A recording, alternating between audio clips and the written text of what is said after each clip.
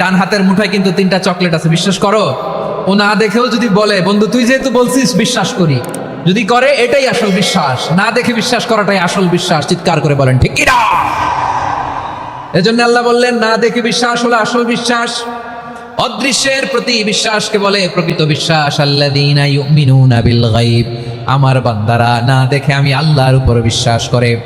এবার বিশ্বনবী বললেন 6টি মৌলিক কর্মসূচির সারমর্মের নাম যেমনি হলো ইসলাম, ঠিক তেমনি 6টি মৌলিক বিশ্বাসের বিষয়ের উপর ঈমান আনার নাম হলো বিশ্বাস। সুবহানাল্লাহ বলেন। 6টা মৌলিক বিষয়ের উপর যদি আপনি বিশ্বাস রাখেন, এটা হচ্ছে ঈমান। সেটা কি? সাইয়েদনা জিবরাইল বললেন, ইয়া মুহাম্মদ আখবিরনি মাল ঈমান, ঈমান কারে বলে বলো। আল্লাহর নবী বললেন, তুমিনা বিল্লাহ, আল্লাহর উপর ঈমান আনবা। কার উপর? আরো জোরে বলেন, কার উপর? আল্লাহ নামটা আপনাদের ভাল লাগে? আল্লাহর জিকির যে করছেন কেমন লাগে? সবাই মিলে গলা ছেড়ে আল্লাহরে ডাক দেন তো, বলেন আল্লাহ। আরো জোরে আল্লাহ। প্রাণ খুলে একসাথে ইয়া আল্লাহ। আল্লাহ নাম যতই জপি ততই মধুর লাগে, নামে এত মধু থাকে কে জানি তো আগে।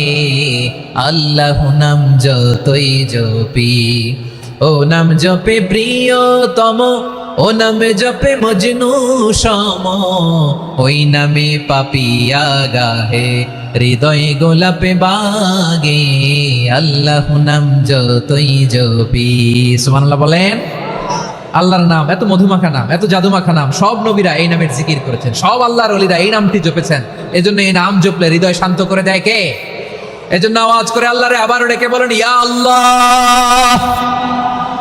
বিশ্বনবী বললেন ঈমান মানিয়ান তুমিনা বিল্লাহ, আল্লাহর উপর ঈমান আনবা, ওয়া মালাইকাতিহি, ফেরেশতাদের উপর ঈমান আনবা, ওয়া কুতুবিহি, আল্লাহর পাঠানো কিতাবের উপর ঈমান আনবা, ওয়া রুসুলিহি, রাসূলের উপর ঈমান আনবা, ওয়াল ইয়াউমিল আখিরি, শেষ বিচারের প্রতি ঈমান আনবা, ওয়া তুমিনা বিল কদরি খাইরিহি ওয়া শাররিহি, আল্লাহর দেয়া তাকদীরের উপর ঈমান আনবা। ঠিক কিনা বলেন?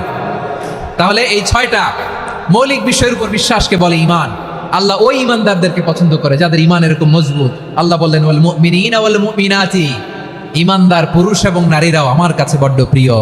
তাহলে আমার প্রিয় ভাইরা, ইসলাম যেমনি বুঝেছেন সারেন্ডার, ঈমান মানে হচ্ছে বিশ্বাস, বিশ্বাসের স্বীকৃতি। এই বিশ্বাস না থাকলে ওই মানুষের কোনো দাম নাই। ঈমান ছাড়া নেক আমলের কোনো দাম নাই। ঈমান হলো সংখ্যার মতো, নেক আমল হলো শূন্যের মতো।